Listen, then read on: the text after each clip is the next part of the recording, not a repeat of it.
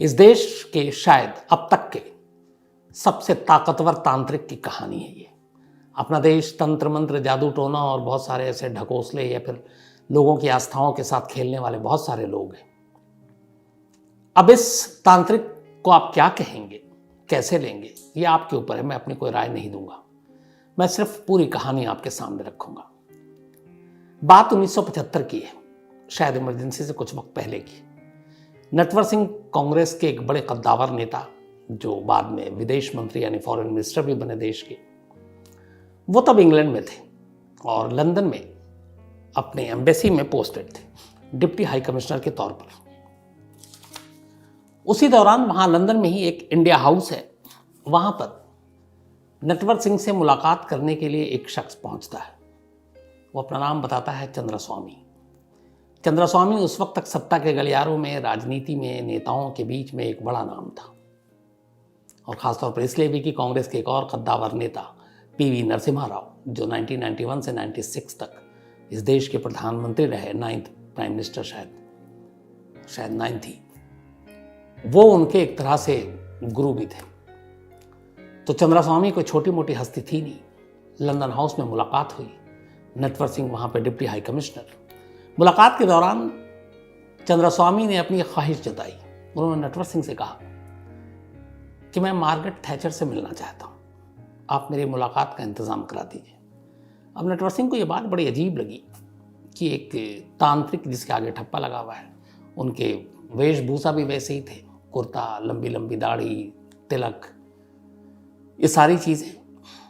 तो नटवर सिंह को लगा कि ये पता नहीं क्या कह रहे हैं, लेकिन फिर भी उन्हें लगा कि चलो। और चूंकि एक एमपी की सिफारिश पर वो मिले भी थे और उन्हें ही पता था चंद्रस्वामी की हैसियत के बारे में, उन्होंने कहा ठीक है, मैं कोशिश करता हूँ। इसके बाद नटवर सिंह ने किसी तरह अपनी सिफारिश लगाई और मार्गरेट थैचर तक ये मैसेज पहुँचाया कि एक चंद्रस्वामी हैं और वो आपसे मिलना चाहते हैं। मार्गरेट थैचर तब ब्रिटेन की पीएम नहीं थी, वो अपोजिशन की लीडर थी, और उस वक्त वो कंजर्वेटिव पार्टी जो थी उसकी लीडर चुनी गई थी, और फर्स्ट थी जो विमेन थी, महिला। तो अपोजिशन की लीडर थी, फिर भी नटवर सिंह जी के साथ रिश्ते अच्छे थे। उन्होंने मुलाकात का वक्त तय करा दिया और 10 मिनट दिया। मार्गरेट थैचर ने कहा कि मेरे पास सिर्फ 10 मिनट है, इस 10 मिनट के लिए मैं मिल लूंगी। चंद्रस्वामी ने कहा ठीक है, ये मेरे लिए काफ़ी है। उसके बाद अब चंद्रस्वामी को अंग्रेजी नहीं आती थी, न वो समझ सकते थे न बोल सकते थे। तो चंद्रस्वामी ने नटवर सिंह से कहा कि आप ही चलिए और मेरे ट्रांसलेटर भी बन जाइएगा। नटवर सिंह चल लिए। अब ये दोनों मार्गरेट थैचर के पास पहुंचते हैं। मार्गरेट थैचर भी देखकर चंद्रस्वामी को थोड़ी सी चौंकती है कि एक शख्स जो बिल्कुल माथे पे तिलक, लंबी लंबी दाढ़ी, पीले वस्त्र, एकदम बाबा टाइप। मार्गरेट थैचर को लगा कि पता नहीं क्यों मिलने आए, लेकिन वहां जाते ही चंद्रस्वामी ने 2 पेपर मंगाए। उन्होंने कहा मुझे 2 कागज़ चाहिए। कागज़ उनको दिया गया, मार्गरेट थैचर सामने है। इधर नटवर सिंह की भी थोड़ी सी हवा खराब है कि पता नहीं, वो एक ब्यूरोक्रेट, डिप्टी हाई कमिश्नर, एक अपोजिशन की लीडर, ब्रिटेन की वो भी, तो पता नहीं क्या कर रहे हैं, और कुछ बताया नहीं चंद्रस्वामी ने। 2 पेपर आया, उन्होंने एक पेपर पे पेंसिल से खाने बनाए, सीधी और लकीरें। अब उस पेपर पर उन्होंने 5 खाने बनाए, जो हम लोग गेम खेलते हैं कई बार, काटने वाला, तो उस पर 5 बनाए। उसको एक साइड कर दिया, दूसरा पेपर उठाया और उसके 5 टुकड़े किए, और 5 टुकड़े मोड़कर उन्होंने आगे कर दिया। इसके बाद उन्होंने मार्गरेट थैचर से कहा कि आपके मन में जो भी सवाल है वो इन 5 टुकड़ों पर लिखकर इन 5 खाने पर रख दीजिए। जो एक कागज़ पर उन्होंने 5 खाने बनाए थे। नटवर सिंह ने ट्रांसलेट करके मार्गरेट थैचर को बताया। मार्गरेट थैचर को लगा पता नहीं क्या ये बकवास है। अनमने ढंग से खैर उन्होंने 5 जो टुकड़े किए थे कागज़ के उसको उठाया और उस पर उन्होंने अपने सवाल लिख दिए और सवाल लिखकर उन खानों पे डाल दिया। इसके बाद चंद्रस्वामी ने मार्गरेट थैचर से कहा कि अब आपने जो ये 5 सवाल लिखे हैं उनमें से कोई एक सवाल आप अपने मन में सोचिए। मार्गरेट थैचर सोचने लगी, मुंह से कुछ नहीं बोला। इतने में चंद्रस्वामी ने, जो वो मन में सवाल सोच रही थी, अब जाहिर सी बात है मार्गरेट थैचर तो इंग्लिश में ही सोच रही होंगी, चंद्रस्वामी ने हिंदी में उस सवाल को दोहरा दिया और नटवर सिंह से कहा कि इसको ट्रांसलेट करके सुनाओ। अब नटवर सिंह ने कहा कि क्या ये क्वेश्चन था जो आपके दिमाग में चल रहा था? पहली बार मार्गरेट थैचर थोड़ी सी चौकन्नी हुई और घबराई कि ये क्या है, मेरे मन की बात सामने वाले को कैसे पता। अब उन्होंने कहा दूसरा सवाल आप सोचिए। अब दूसरा सोचा, दूसरा भी इत्तेफाक से जब बताया तो उन्होंने कहा कि हाँ यही सोच रहे थे। अब जैसे जैसे जो मन में मार्गरेट थैचर के सवाल थे वो सोच रही हैं और चंद्रस्वामी बताए जा रहे हैं और उनकी जिज्ञासा बढ़ती जा रही है कि यह है क्या चक्कर। इसके बाद उन्होंने पांचों जो खाने पे रखवाया था वो सारे उसको एक एक करके उठ के जो उन्होंने सवाल लिखे उसके जवाब देने शुरू किए। उन्होंने कहा एक पर्ची उठाइए और मैं आपको जवाब देता हूँ, और वो जवाब देने लगे।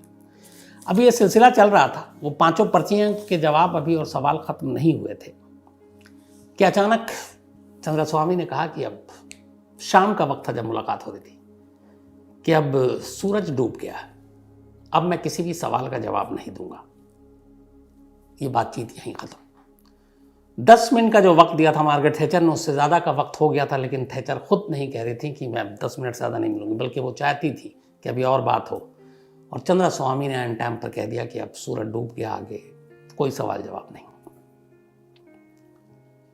अब थैचर को लगा कि ये क्या है, तो उन्होंने कहा कि नटवर सिंह से मुझे कुछ और सवाल जवाब पूछना है। तो उन्होंने कहा नहीं अब जवाब नहीं देंगे। तो उन्होंने पूछा आप कब जवाब देंगे? सीधे उन्होंने नटवर सिंह ने ट्रांसलेट करके चंद्रस्वामी ने पूछा कि अब कब? तो ये एकदम अचानक बोलते हैं चंद्रस्वामी की, बोल दो अगले मंगलवार को दोपहर 2:30 बजे तुम्हारे घर पर, यानी नटवर सिंह के घर पर, जो उनको सरकारी घर मिला हुआ है ब्रिटेन में।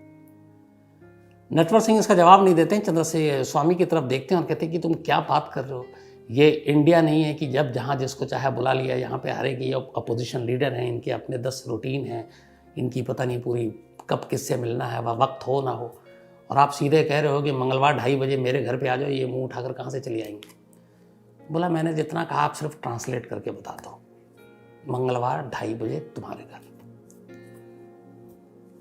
नटवर सिंह ने जैसे ही ये बात कही थैचर को, मार्गरेट थैचर ने फौरन कहा कि ओके डन। अब यहाँ नटवर सिंह परेशान हो गए कि ये क्या चक्कर है। उसके बाद उसी वक्त मार्गरेट थैचर ने नटवर सिंह से उनके घर का एड्रेस लिया।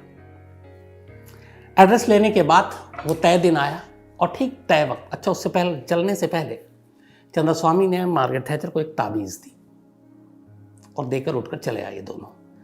अब इसके बाद तय दिन आया, तय वक्त आया और मार्गरेट थैचर ट्यूसडे को 2:30 बजे चंद्रस्वामी से मिलने नटवर सिंह के घर पहुंच गए। घर पहुंचने के बाद उन्होंने पूछा, जो जिसके लिए वो आई थी, कई सवाल पूछे। फिर उन्होंने पूछा कि क्या मैं ब्रिटेन की प्राइम मिनिस्टर बनूंगी? 1975 की बात है ये, और अभी वो अपोजिशन की लीडर थी। चंद्रस्वामी कुछ अपने मुद्रा में गए, उन्होंने कुछ सोचा, उसके बाद जवाब दिया कि 3 से 4 साल के अंदर अंदर आप ब्रिटेन की प्राइम मिनिस्टर बनेंगी, और 9, 11 या फिर 13 साल के लिए। नटवर सिंह वहीं मौजूद थे। अब उन्होंने कहा कि ये क्या बोल रहे हैं, बट चंद्रस्वामी बोल गए कि आप 3 से 4 साल में, मतलब 1975 की बात है, आप ब्रिटेन की प्राइम मिनिस्टर होंगी, और आप प्राइम मिनिस्टर जब बनेंगी तो आप या तो 9 साल के लिए बनेंगी, या 11 साल के लिए बनेंगी, या 13 साल के लिए बनेंगी। इसके बाद ये सारे सवाल जवाब खत्म हो गए। मार्गरेट थैचर वापस चली आई, चंद्रस्वामी वापस देश आ गए। 1979 में इलेक्शन हुआ ब्रिटेन में, और मार्गरेट थैचर जीत गई और ब्रिटेन की प्राइम मिनिस्टर बनी, शायद पहली लेडी प्राइम मिनिस्टर। ठीक 4 साल बाद चंद्रस्वामी की उस भविष्यवाणी के, और इसके बाद 1979 से 1990 तक, 1990 तक मार्गरेट थैचर ब्रिटेन की प्राइम मिनिस्टर रही, कुल 11 साल। चंद्रस्वामी ने 3 से 4 साल की भविष्यवाणी की, सही निकली, और चंद्रस्वामी ने कहा कि आप 9, 11 या 13 साल रहेंगे, वो भी सही निकला, और 11 साल वो उस देश की प्राइम मिनिस्टर रही। बाकायदा इस पूरी भविष्यवाणी और इस बातचीत और इस मुलाकात को लेकर जो बातचीत हुई है, वो मैं, एक किताब है जिसमें इसका जिक्र भी है। इस किताब का नाम है walking with Lawrence, tales from a diplomatic past. Making with Lawrence, tale from a diplomatic past. और ये किताब खुद नटवर सिंह ने लिखी है और उस किताब में उन्होंने इस किस्से का जिक्र किया है क्योंकि उस वक्त वो वहाँ मौजूद थे। ये पहला किस्सा था जो बहुत चर्चित रहा इनका। इसी तरीके से एक कांग्रेस के बहुत बड़े लीडर हुआ करते थे, मिनिस्टर भी रहे, जयराम नरेश, याद होगा आपको, जयराम रमेश।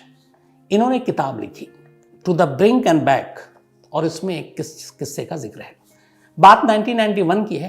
पीवी नरसिम्हा राव देश के प्रधानमंत्री बने थे उस वक्त और 1991 में बड़ी पूरी दुनिया में आर्थिक मंदी आ गई थी, क्राइसिस था पूरा और अपनी भी हालत देश की खराब थी, महंगाई बढ़ रही थी, जो खजाना है खाली हो रहा था विदेशी मुद्रा का, फॉरेन करेंसी का, ये सारी चीज़ें चल रही थी। नरसिम्हा राव परेशान थे और नरसिम्हा राव के दोस्त और गुरु भी थे चंद्रस्वामी। तो कहते हैं कि एक दिन नरसिम्हा राव चंद्रस्वामी के पास पहुंचे, उन्होंने कहा कि बड़ी आर्थिक मंदी है, हालत ठीक नहीं है, हमारे पास विदेशी मुद्रा का भंडार भी अब खत्म होते जा रहा है, पता नहीं क्या होगा। तब कहते हैं कि चंद्रस्वामी ने नरसिम्हा राव से कहा कि घबराओ मत दोस्त, सब ठीक हो जाएगा। आप ब्रुनेई के किंग से जाकर बात कीजिए, ब्रुनेई के शाह से, वहाँ के बादशाह से। उन्होंने कहा कि मैंने उनसे ऑलरेडी बात कर ली है और जितना पैसा चाहिए वो आपको उधार देंगे बिना किसी सवाल के। ये बात सुन के नरसिम्हा राव खुश हो गए।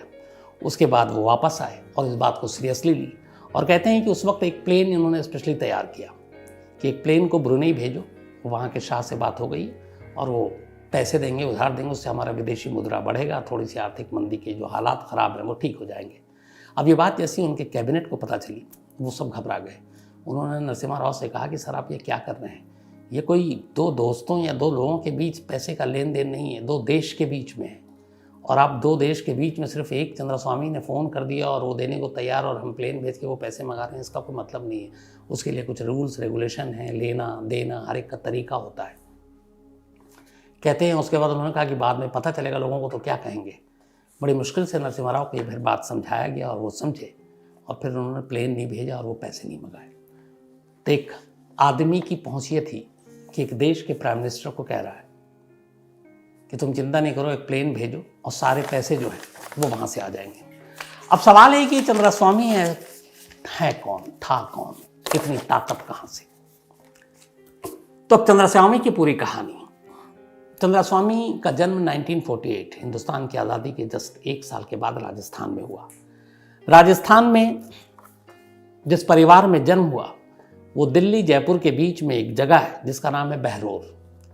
चंद्रस्वामी के जो पिता थे उनका नाम धर्मचंद जैन था। चंद्रस्वामी असल में एक जैन परिवार में जन्म हुआ और धर्मचंद जो उनके पिता थे वो सूद पर लोगों को पैसे देने का काम करते थे। इनका ताल्लुक गुजरात से था, लेकिन फिर ये परिवार राजस्थान आ गया और जब 1948 में चंद्रस्वामी का जन्म हुआ, चंद्रस्वामी का नाम बाद में चंद्रस्वामी रखा गया। पहले जब जन्म हुआ तो माँ बाप ने नाम रखा नेमीचंद।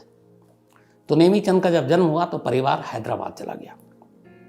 हैदराबाद में ही, हालांकि चंद्रस्वामी ने पढ़ाई लिखाई नहीं की, कहते हैं कि बचपन से ही तंत्र मंत्र और इन सारी चीज़ों में शौक था।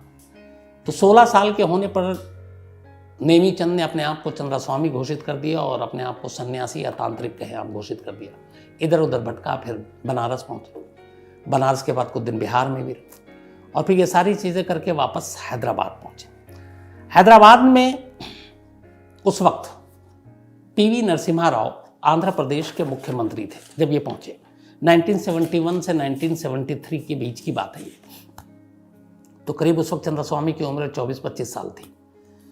तो वहाँ आंध्र प्रदेश में पीवी नरसिम्हा राव कांग्रेस के मुख्यमंत्री बने और वहीं पर कुछ ऐसी चीज़ें हुई कि चंद्रस्वामी से मुलाकात हुई नरसिम्हा राव की और चंद्रस्वामी अपने तंत्र मंत्र और इन चीज़ों के ज़रिए नरसिम्हा राव को इतने प्रभावित कर गए कि नरसिम्हा राव देखते ही देखते बेहद करीब आ गए। उसके बाद तो ये हुआ कि वहाँ चीफ मिनिस्टर के ऑफिस और रेजिडेंस में भी चंद्रस्वामी को इजाज़त लेकर मिलने की ज़रूरत नहीं थी, जो 1991 से 95 तक जारी रहा। कहते हैं कि जब पीवी नरसिम्हा राव इस देश के प्राइम मिनिस्टर थे, चंद्रस्वामी ने कभी अपॉइंटमेंट नहीं लिया मिलने के लिए। वो दरवाज़ा 7 रेस कोर्स जो पीएम का रेजिडेंस है ऑफिशियल, अब उसका नाम बदल गया है, वहाँ डायरेक्ट एंट्री हुआ करती थी और कहते हैं कि पीवी नरसिम्हा राव चंद्रस्वामी से पूछे बिना कोई फैसला भी नहीं लेते थे। तो वही नरसिम्हा राव 71 से 73 के बीच में आंध्रा के चीफ मिनिस्टर थे, हैदराबाद में मुलाकात हुई। ये भी कहते हैं कि उस वक्त वो कांग्रेस के प्रेसिडेंट थे स्टेट के, और कुछ वक्त के लिए चंद्रस्वामी को वहाँ के हैदराबाद के यूथ कांग्रेस का जनरल सेक्रेटरी भी बनाया था। लेकिन फिर धीरे धीरे दोनों के बीच में नज़दीकी आती गई। उसके बाद वो चीफ मिनिस्टर रहे नहीं, पीवी नरसिम्हा राव सेंटर में आ गए।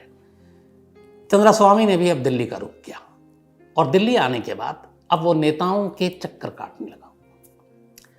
कहते हैं कि वो तंत्र मंत्र तो सीखा था, लेकिन बहुत सारे लोग कहते हैं उसको तंत्र मंत्र कुछ नहीं आता था।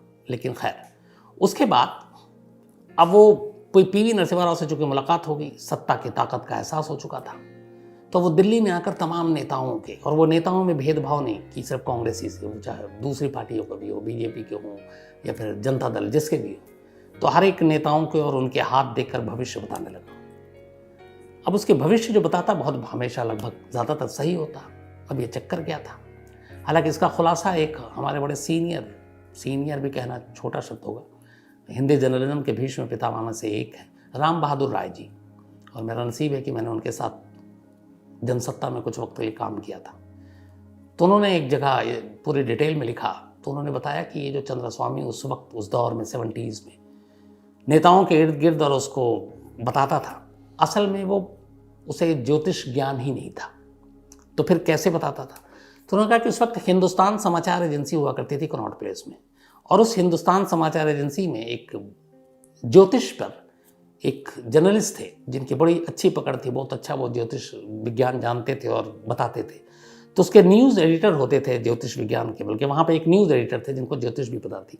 उनका नाम था राम रूप गुप्त। तो कहते हैं कि चंद्रस्वामी अक्सर हिंदुस्तान समाचार एजेंसी के दफ्तर आता और राम रूप गुप्त से मिलता और बहुत सारे लोगों की कुंडली लेकर आता, और राम रूप गुप्त से कहता कि इनकी ज़रा भविष्य बता दो, और वही कुंडली ले जाकर वो अपने उन लोगों को सामने पेश कर देता जैसे वो बता रहा है। ये राम बहादुर राय जी का कहना है। तो इस तरीके से लोगों में भी असर पड़ता चला गया। एक ये भी है कि जब वो दिल्ली आया तो अब रहे कहाँ, ठिकाना कहाँ? तो कहते हैं कि एक बिहार के एमपी थे, उस बिहार के एमपी का जो क्वार्टर मिलता है नई दिल्ली में है, तो उस क्वार्टर के उसमें जो एमपी का घर था उसमें एक रूम था, सर्वेंट क्वार्टर। तो कहते थे उसमें सर्वेंट क्वार्टर में 2 लोग रहते थे, एक जो बाद में प्राइम मिनिस्टर बने चंद्रशेखर उनके पीए, और दूसरे चंद्रस्वामी, तो वहीं रहते थे। लेकिन फिर धीरे धीरे नेताओं के भविष्य बताते बताते चंद्रस्वामी का कद बढ़ता गया। इस बीच में नरसिम्हा राव का भी यहाँ पे कद बढ़ता गया, और इत्तेफाक से राजीव गांधी की मौत के बाद फिर बहुत सारी चीज़ें हुई, और 1991 में नरसिम्हा राव इस देश के प्राइम मिनिस्टर बन गए। अब जैसे ही नरसिम्हा राव देश के प्राइम मिनिस्टर बने, चंद्रस्वामी की किस्मत बदल गई। अब सीधे 7 race course road, prime minister घर, यहाँ उनकी तूती बोलने लगी। अब उनसे मिलने जुलने वालों की लाइनें लगनी शुरू हो गई। बड़े बड़े कद्दावर नेता, बड़े बड़े लोग, सिर्फ अपने नहीं बल्कि विदेश के भी, वो आगे बताऊंगा। अब कद बढ़ता गया, लोग दीवाने होते गए और वो भविष्य बताते गए। अब चंद्रस्वामी का एक अलग रूप टीवी, अखबार, बल्कि टीवी भी तो ज़्यादा नहीं, अखबारों में उनके किस्से छपने लगे, तस्वीरें छपने लगी। फिल्म इंडस्ट्री से लेके पता नहीं कौन कौन उनके जितने जो चाहने वाले हैं, उसमें एक लंबी लिस्ट जुड़ती गई चंद्रस्वामी की, और लोग मिलने के लिए बेताब रहते थे। नरसिम्हा राव का तो आपको नाम लिया ही। इसके अलावा जब मार्गरेट थैचर बनी, फिर जाहिर सी बात है कि उन्हें पहली बार उन्होंने ही बताया, तो वो भी चंद्रस्वामी की भक्त। इसके अलावा अमेरिका के जो पूर्व राष्ट्रपति थे रोनाल्ड रीगन, उनकी वाइफ नैन्सी रीगन चंद्रस्वामी की भक्त। इसके अलावा कहते हैं जो हॉलीवुड की स्टार एलिजाबेथ टेलर, वो भी उनकी, ब्रुनई के सुल्तान जिससे कहा था पीवी नरसिम्हा राव को कि प्लेन भेज के आप पैसे ही मंगवा लीजिए, तो उसके सुल्तान वो चंद्रस्वामी के। बहरीन के शेख, वो भी फ़ैन। इसके अलावा हथियारों का सबसे कुख्यात सौदागर, या जो कहे हम, अदनान खशोगी सऊदी अरब का, वो भी। इसके अलावा underworld don Dawood Ibrahim, film star में तो बहुत लंबे लंबे नाम हैं, जिसमें राजेश खन्ना भी है, आशा पारेख भी है, तो ये बहुत सारे नाम हैं। तो ये सारे दीवाने होते गए। इधर चूँकि एक तमगा भी मिला हुआ है कि चंद्रास्वामी ये प्राइम मिनिस्टर नरसिम्हा राव के बेहद करीबी, वो उनसे बिना सलाह के कोई काम नहीं करते हैं और जो भी बताता सही बताता है। तो हमारा देश वैसे अंधभक्तों का, जल्दी हम अंधभक्तों पे बिलीव करने लगते हैं। तो अंधभक्ति ऐसी होनी शुरू हुई कि चंद्रास्वामी देखते ही देखते बहुत बड़ा कद हो गया। सब कुछ ठीक चल रहा था, लेकिन फिर 95 आता है। इस दौरान में, इससे पहले अदनान खशोगी से नज़दीकी होती है। अदनान खशोगी दिल्ली आता है और कहते हैं कि इसमें अपनी खुफिया एजेंसी रॉ का भी हाथ था, क्योंकि हथियार अपने सेना और बाकी के लिए। तो वो सारी चीज़ें भी हुई, लेकिन फिर ये भी है कि उसने इसमें बहुत सारी दलाली भी ली। तो ये सारी चीज़ें चलती रही। फिर इसी बीच में दाऊद इब्राहिम के साथ नाम जुड़ा। हुआ ये कि बबलू श्रीवास्तव, जिसकी मैंने आपको कहानी सुनाई है, वो अपने देश में किडनैपिंग किंग, सबसे बड़ा किडनैपर वही। तो इसने जब ये गिरफ्तार हुआ था 1993 में, बल्कि 93 में नहीं, सॉरी, उससे पहले 1989 में इसने बताया, किस्सा बताया बबलू श्रीवास्तव ने जब ये अरेस्ट हुआ था, कि 1989 में दाऊद इब्राहिम ने चंद्रास्वामी को 3 किस्तों में एक बहुत बड़ी करोड़ों में रकम दी थी, जो हवाले के रास्ते चंद्रास्वामी ने देश के बाहर पहुंचा दिया था, दाऊद इब्राहिम ने। और पहले दाऊद इब्राहिम के लिए बबलू श्रीवास्तव काम भी करता था, लेकिन 1993 ब्लास्ट के बाद वो अलग हो गया था। अदनान खशोगी से भी हथियारों की डीलिंग और दलाली के लिए चंद्रास्वामी पर इल्ज़ाम लगा। ये सारे इल्ज़ाम लगते गए। इवन राजीव गांधी की हत्या में भी चंद्रास्वामी पर इल्ज़ाम लगा। वो ये कि जो राजीव गांधी की हत्या की साजिश रची गई थी, उसमें एक शख्स था जिसके साथ चंद्रास्वामी ने मिलकर साजिश रची, और जो हथियार के लिए जो पैसे हैं वो चंद्रास्वामी ने दिए। राजीव गांधी के कत्ल की जांच के लिए एक कमेटी बैठी थी, जिस कमेटी ने अपनी पूरी जांच भी की, और उस जांच में बाकायदा चंद्रास्वामी का नाम लिया कि राजीव गांधी की हत्या की साजिश में चंद्रास्वामी का हाथ था। लेकिन हालांकि अदालत ने किसी उस कमेटी, जैन कमीशन की वो रिपोर्ट थी, लेकिन कोई माना नहीं अदालत ने। लेकिन इसका नाम जुड़ा, वो खशोगी के साथ जुड़ा, इसके अलावा दाऊद के साथ जुड़ा, कुछ नहीं हुआ। एक याद होगा आपको, 1982 में मिस इंडिया हुई थी, पामेला बोर्डेस। उनके बड़े किस्से हैं, कभी मैं सुनाऊंगा क्राइम तक कहानी में ही। डेली मेल को एक इंटरव्यू दिया था पामेला बोर्डेस, और पामेला बोर्डेस को लेकर चंद्रास्वामी के किस्से बहुत सारे चर्चा में रहे। तो एक इंटरव्यू में पामेला बोर्डेस ने कहा था कि अदनान खशोगी और चंद्रास्वामी, इन दोनों के लिए वो एक सेक्सुअल प्रेजेंट है, और बड़े बड़े क्लाइंट और उनके लिए वो न सिर्फ पेश होती थी बल्कि पेश किया जाता था। और 1989 में ही पामेला की ये सारी कहानी सामने आ चुकी थी। तो कुल मिलाकर चंद्रास्वामी के बाद, उसके बाद जो खबरें आई वो ये था कि कैसे चंद्रास्वामी अपनी ताकत, पॉलिटिकल, फिर इस तरह की मॉडल्स और इनको सेक्स, वेपन, हथियार, खशोगी, मनी, इन सब का मिला के कॉकटेल करके पूरा एक धंधा करता था। इतना ताकतवर हो गया था कि कोई उस पर हाथ रखने को तैयार नहीं था, क्योंकि उसकी सीधी पहुंच प्राइम मिनिस्टर ऑफ इंडिया तक थी। लेकिन कहते हैं कि हर जो ऊंचाई पर जाता है वो नीचे भी आता है।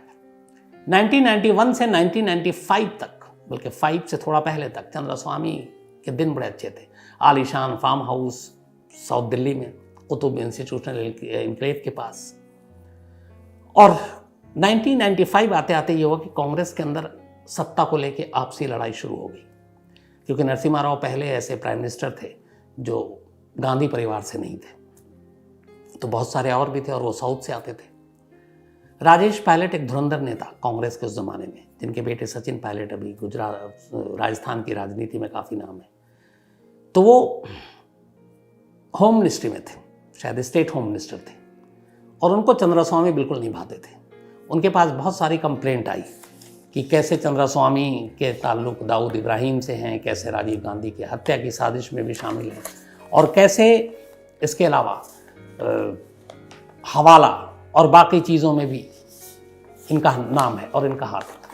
तो एक तरह से उस वक्त राजेश पायलट ने एक मुहिम चला दी चंद्रास्वामी के खिलाफ, और आखिरकार चलाते चलाते फिर यह हुआ कि चंद्रास्वामी के खिलाफ शिकंजा कसना शुरू हो गया कि चंद्रास्वामी को अब किसी तरह से पकड़ा जाए, और चंद्रास्वामी के जितने ऊपर इल्ज़ाम लगे हैं वो सब देखा जाए।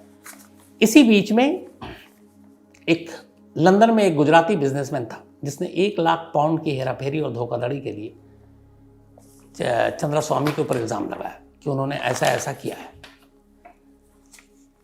ऑलरेडी राजेश पायलट चाहते थे कि किसी तरह से चंद्रास्वामी को निपटाया जाए, और उसी के बाद ये मुकदमा आ गया, और इसी मुकदमे के बाद फिर ये तय हुआ कि चंद्रास्वामी को गिरफ्तार करना है। और इसके बाद तब चंद्रास्वामी जो थे चेन्नई में थे, और 1995 की बात है ये। अभी नरसिम्हा राव प्राइम मिनिस्टर है, लेकिन पार्टी का दबाव है कि मामला संगीन है, गिरफ्तार करना पड़ेगा। उधर राजीव गांधी की हत्या की साजिश में भी अब नाम सामने आ रहा है, तो बाकी कांग्रेसी भी भड़क रहे हैं कि आप ऐसे शख्स को कैसे आप बचा सकते हो। तो 1995 में एक गुजराती बिजनेसमैन ने, जिसका नाम लखू भाई पाठक, 1 लाख पाउंड की हेराफेरी का इल्ज़ाम लगाया। इसी मामले में ईडी ने एक मुकदमा दर्ज किया, और फिर state home minister Rajesh Pilot की हरी झंडी मिली, और उसके बाद कहा गया कि गिरफ्तार करो। इस केस के दर्ज होने के बाद 2 मई 1996 वो तारीख थी जब चेन्नई के एक होटल में चंद्रास्वामी को गिरफ्तार किया गया और दिल्ली लाया गया। दिल्ली लाने के बाद, हालांकि कहते हैं जब ये होटल में थे, इनके एक और भी, चंद्रास्वामी के बहुत सारे भक्तों में एक और भक्त थे, सुब्रमण्यम स्वामी, जिनको आजकल आप बहुत सुनते होंगे टीवी पे। बहुत वकील भी हैं, बहुत तेज तर्रार, ज़हीन भी हैं, लीडर भी हैं। तो डॉक्टर सुब्रमण्यम स्वामी का भी नाम है चंद्रास्वामी के भक्तों की लिस्ट में, जो उन्हें मानते थे। तो उस चेन्नई में जिस रात की गिरफ्तारी हुई वो पहुँचे भी थे, हालांकि अफसरों ने, सीबीआई के जो लोग थे, उन्होंने मिलने नहीं दिया। फिर चंद्रास्वामी को गिरफ्तार कर दिल्ली लाया गया। दिल्ली में उनके खिलाफ बाकायदा मुकदमा दर्ज किया गया। फिर मामला कई, चूँकि मनी लॉन्ड्रिंग हवाला का था, ईडी, जिसका आजकल आप बहुत नाम सुनते हैं, इन्फोर्समेंट डायरेक्टरेट यानी प्रवर्तन निदेशालय, उसने एक के बाद एक कई मुकदमे दर्ज किए। और चंद्रास्वामी, जिनकी तूती बोला करती थी, बड़े बड़े लोग जिनके दर्शन के लिए तरसते थे, जिनकी माँ की जब मौत हुई थी राजस्थान में, तो कहते हैं 40 से 50 हज़ार लोग शामिल हुए, जिसमें तमाम बड़े नेता और अपने फिल्मी दुनिया के, हॉलीवुड के, बॉलीवुड के हॉलीवुड के 20 से ज़्यादा बड़े सितारे चंद्रास्वामी की माँ की मौत पर पहुँचे थे। वही चंद्रास्वामी आखिरकार तिहाड़ पहुँचे, और तिहाड़ में उनके खिलाफ सारे ये मामले, ईडी के करीब 9 बाकी चीज़ें वो दर्ज हुई। इधर नरसिम्हा राव 1996 में उनकी सरकार चली गई, तो वो हाथ भी हट गया। चंद्रास्वामी के बुरे दिन शुरू हुए। लेकिन चंद्रास्वामी ने एक काम शायद अपनी ज़िंदगी में अच्छा किया, वो ये कि सिर्फ एक पार्टी या एक शख्स का दामन नहीं पकड़ा। हर पार्टी में चंद्रास्वामी के भक्त थे, क्योंकि हर पार्टी के लोगों के उन्होंने हाथ देकर भविष्य बताए होंगे। तो सभी दोस्त थे हर पार्टी में, किसी ने विरोध नहीं किया, वरना इतने बड़े मामले में लोग बरसों जेल में सड़ते रहते।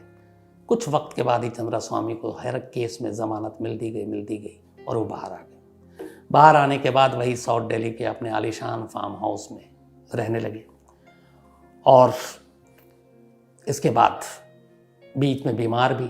फिर 66 साल की उम्र में 23 मई 2017, 23 मई 2017 को बीमारी की वजह से दिल्ली के अपोलो हॉस्पिटल में बड़ी खामोशी से चंद्रास्वामी ने दम तोड़ दिया, और इस तरीके से इस देश के सबसे ताकतवर तांत्रिक की कहानी का अंत हुआ। करीब 3 से 4 बार मुझे मौका मिला चंद्रास्वामी से मिलने का, और इसी कुतुब इंस्टीट्यूशनल एरिया के पास जहाँ चंद्रास्वामी रहा करते थे, तब मैं आज तक मेरी जनसत्ता में हुआ करता था, और फार्म हाउस और ये सारी चीज़ें चल रही थी। चंद्रास्वामी के जेल जाने, जेल से बाहर आने, बहुत सारी चीज़ें उनको लेके, सारी कहानियाँ भी जो आती थी, तो कवर करने के लिए। चंद्रास्वामी के घर पर जब आप जाएँ तो वो हर एक जिससे जो भी मिलने आता था, बड़ा आलीशान वो है। और कहते हैं कि मुझे जो मेरे बॉस हैं वो कहा करते थे कि जब मिलना तो ज़्यादा देर तक आंखों में आंखें डाल के मत बात करना, वरना तू अपने सारे सवाल भी भूल जाएगा और भटक जाएगा, क्योंकि वो आपको अपने कंट्रोल में कर लेते हैं। तो मैं और भी डर जाता था, मेरे लिए सारी नई चीज़ें थी, नया तो जर्नलिज्म में आया था, ऊपर से क्राइम रिपोर्टिंग, और ऊपर से इतने बड़े बाबा जिनके लिए प्राइम मिनिस्टर भी कभी अपना दरवाज़ा बंद नहीं करते थे। तो बड़े सारे वो सारी उधेड़ बुन में मैं ITO एक्सप्रेस बिल्डिंग से कुतुब इंस्टीट्यूट तक पहुंचा था, मुझे याद है आज भी। ऑफिस की वो गाड़ी थी, मारुति वैन। तो हमारे फोटोग्राफर थे शायद प्रवीण जैन जी, मारुति वैन में पहुंचे हम वहाँ पे। थोड़ी देर इंतज़ार कराया गया, इसके बाद बताया गया कि ये एक्सप्रेस और जनसत्ता से हैं। तो बड़े अच्छे मूड में मिले, और वहाँ पे कोई भी बातचीत, जैसे ही आप मिलने जाते हैं तो एक उनका मुलाजिम होता है जो आता है, और वो बोलते हैं, ऐसे इशारा करते हैं, वो प्रसाद, तो प्रसाद आया, वो पेड़ा देते हैं प्रसाद के लिए। अब मुझे तो बॉस ने कह दिया था, मेरे बॉस थे सुशील कुमार सिंह जी, तो मैंने कहा आंखों में आंखें ना डालने के लिए, उन्होंने बोला पता नहीं पेड़ा में भी ऐसा कुछ ना हो। तो मैंने ऐसे पकड़ा हुआ है प्रसाद, और बस देख रहा हूँ, खा नहीं रहा हूँ, हिम्मत भी नहीं हो रही है। और थोड़ी देर बाद जब देखा कि इधर उधर ध्यान गया, कुछ और लोग मिलने के लिए आ गए, तो एक पेपर था उसमें मैंने लपेट के और यूं ही जहाँ बैठा था साइड में रख लिया। उसके बाद बातचीत का सिलसिला शुरू हुआ था। तो अब चूंकि मेरा तो क्राइम वाला मामला था, तो मैं ज़्यादातर तिहाड़ की ज़िंदगी, तिहाड़ का खाना, यही सारी चीज़ें पूछ रहा था। और मेरा ये जानना था कि वो दिन कैसे रहे तिहाड़ में।